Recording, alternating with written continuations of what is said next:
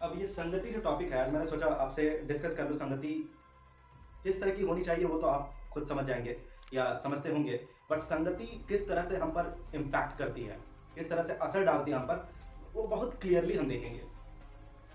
अब एग्जाम्पल ऐसा है कि अगर आप एक मछुआरे के बेटे हैं, आपके पिता शायद आपको नदी में, समुद्र में आपको अपने साथ न ले जाए, लेकिन आप खुद जाओगे और मछली मारना भी सीख लोगे।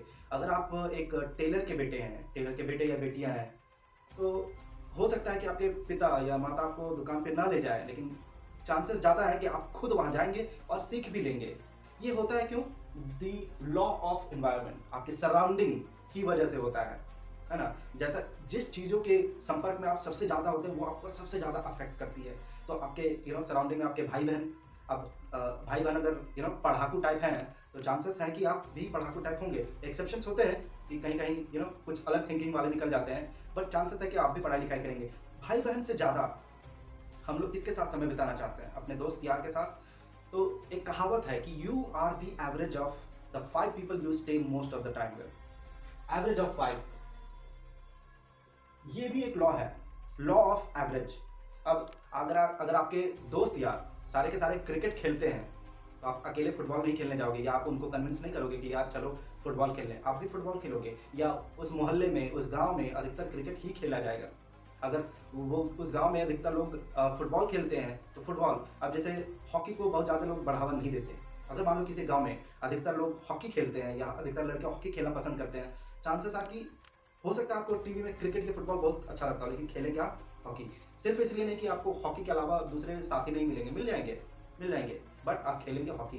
ये होता है आपका द लॉ ऑफ एनवायरनमेंट। इसीलिए कहते हैं ना, जैसी संगत वैसी रंगत। तो हमें बहुत ही ध्यान से चुनना पड़ता है कि हमारी संगत कैसी होनी चाहिए, हमारे दोस्त यार कैसे होने चाहिए। सबसे पहली बात तो आपके दोस्त यार बहुत ज़्यादा नहीं होने चाहिए, बहुत ज़्यादा दोस्त। अब फेसबुक पे तो किसी किसी के अकाउंट देखोगे तो 5,000 10,000 पता नहीं कितने होते हैं। क्या सबको जानते हैं? नहीं जानते सबको। अगर किसी का 500 भी है तो भी क्या सबको जानते हैं? और अगर जानते भी हैं तो क्या सबसे दोस्ती बना के रखते हैं? नहीं, वो सिर्फ एक स्टेटस सिंबल है, अकाउंट बढ़ाते हैं कि मेरे इतने फॉलोवर है या दोस्त हैं या जो भी है, होता नहीं है। तो कहने का मतलब ये है कि जो हमारे दोस्त एक दो ही रहे, बट उनको परख लो कि हाँ ये दोस्त है जिस पर हम ज़रूरत के समय में इस पर निर्भर कर सकते हैं। अगर कभी भगवान न करे कोई मुश्किल समय आया तो उसमें ये मदद करेंगे, और नहीं आए मदद में तो फिर दोस्ती का क्या मतलब है? तो दोस्ती आप रखो ही मत, अकेले रहना पसंद करो। इससे अच्छा कोई ज़रूरत नहीं है दोस्तों की। आपको ऐसा लगता होगा कि एक क्या बोलते हैं, आजकल एडवर्टीजमेंट भी चलती है ना, हर एक दोस्त ज़रूरी होता है। ऐसा कुछ नहीं है। जब तक दोस्त काम का ना हो, काम का मतलब ऐसा नहीं है कि उसका इस्तेमाल करो फेंक दो, नहीं। काम का मतलब काम के लायक, जो किसी काम का हो।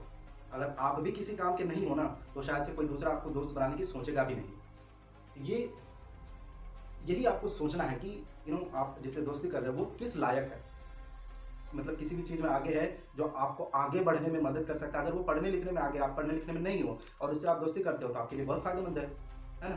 तो इस तरह से आप दोस्ती करते हो। अगर मान लो कोई एक बिजनेस ओरिएंटेड लड़का है, हो सकता है पढ़ने लिखने में आगे नहीं हो, बिजनेस ओरिएंटेड है, तो चांसेस हैं कि आप भी उनके साथ रह रहकर आप भी बिजनेस माइंडेड बन जाओगे और आगे बढ़ने के ज़्यादा चांसेस होते हैं।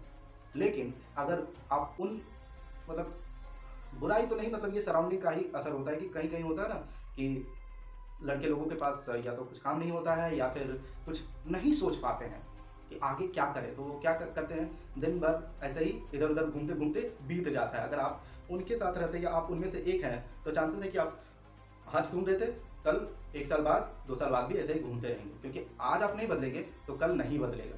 ये भी आपका एवरेज ऑफ 5, यही आपका होता है।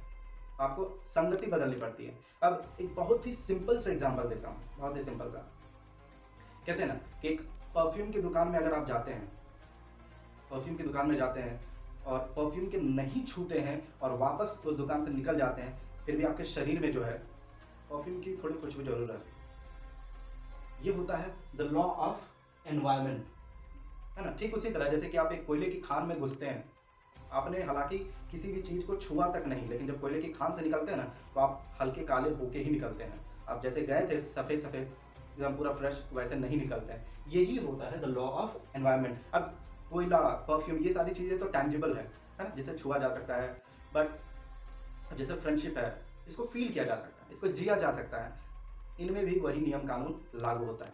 द एवरेज ऑफ 5, है ना, द लॉ ऑफ एनवायरमेंट। इसी की संगति बहुत ही ध्यान से, अब जैसे अर्जुन ने किसकी संगति पकड़ी? भगवान श्री कृष्ण की।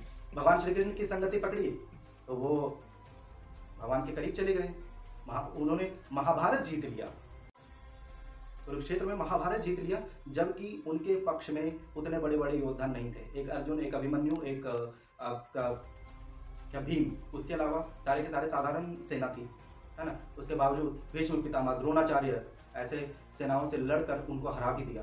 ये कैसा था, क्यों था? ये संगति का असर था। भगवान श्री कृष्ण की संगति में पढ़कर उन्होंने महाभारत जीत लिया।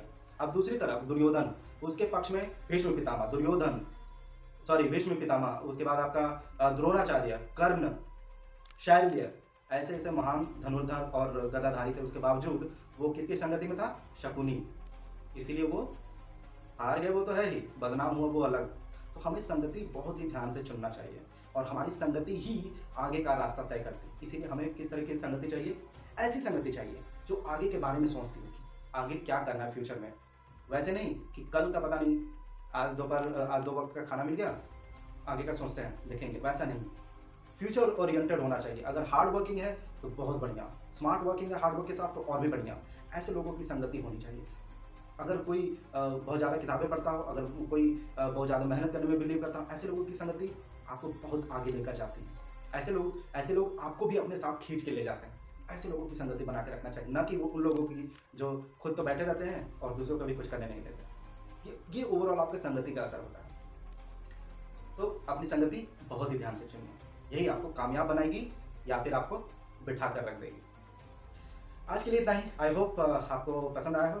Please like, comment, share and subscribe this channel. Thank you for today. जय हिंद।